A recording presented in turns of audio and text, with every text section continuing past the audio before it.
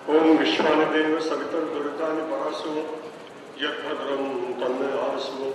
ओम शांति शांति शांति। कल्याणानां निधानं कलिमलमथनं पावनं पावनानां पाथेयं जन्ममुक्षो सपदि परपदप्राप्तये स्थितस्य विश्रामस्थानमेकं कविवरवचसां जीवनं सज्जनानां बीजं धर्मधर्मस्य प्रभवतु भवतां भूतये। परम सम्मान्य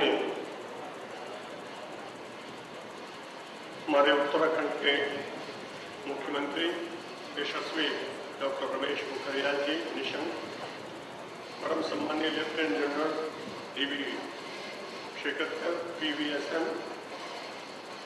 परम सम्मान्य पद्म विभूषण डॉक्टर अनिल काकोडकर जी, परम सम्मान्य श्री इंद्रेश कुमार जी, परम सम्मान्य श्री बाल देसाई जी, परम सम्मान्य lieutenant general BM Patil DV Assam, जिनका नाम मुझे पहले लेना चाहिए था, जिनको मैं सात्विक वेश में इस देश का सर्वश्रेष्ठ महात्मा के रूप में मानता हूं, ऐसे राष्ट्रीय स्वयंसेवक संघ के सरसंघ चालक मोहन भागवत,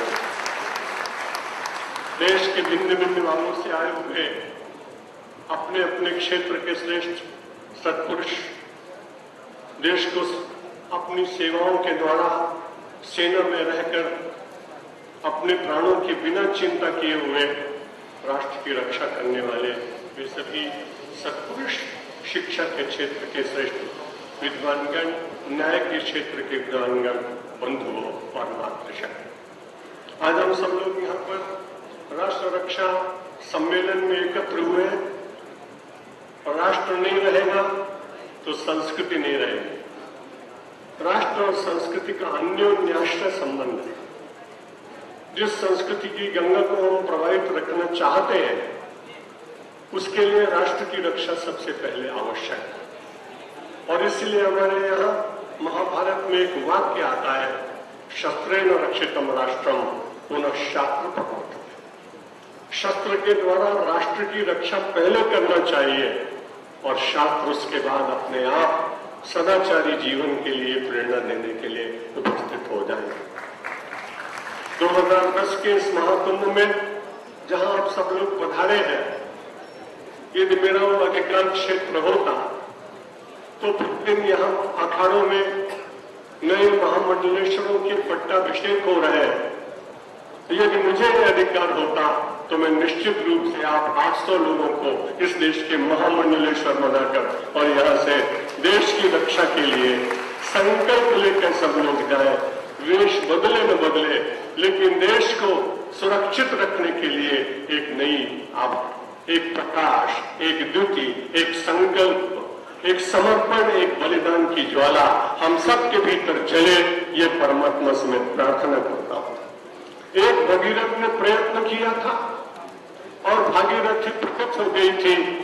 मेरा पूरा विश्वास है आप सब यहाँ भगीरथ के रूप में आए हैं और राष्ट्र रक्षा की गंगा प्रवाहित होगी और देश का युवक निश्चित रूप से प्रेरणा प्राप्त करेगा।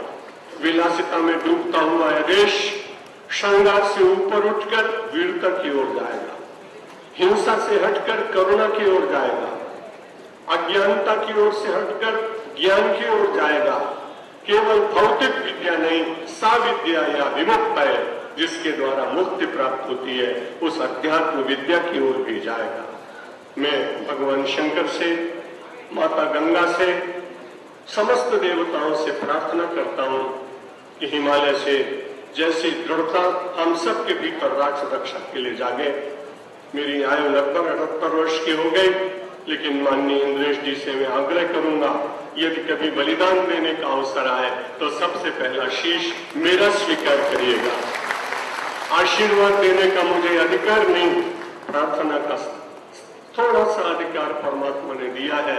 अपने देश की राष्ट्र की रक्षा के लिए समस्त तपस्वियों से, कुंभ में आए हुए आचार्यों से, महामंडलेश्वरों से, भक्तों से और परमात्मा के अव्यक्त शाश्वत शक्ति से प्रार्थना करता हूं, मेरा देश फिर से भारत बने और सारे संसार के लोग यहाँ ज्ञान की शिक्षा, प्रेम की शिक्षा, विज्ञान की शिक्षा, शक्ति की शिक्षा, योग की शिक्षा, आत्मविद्या की शिक्षा लेकर जाए। इन्हीं शब्दों के साथ आप सबके भीतर विराजमान परमात्मा का दर्शन करते हुए आपको प्रणाम करता हूं, शब्दों को विराम देता हूं। धन्यवाद।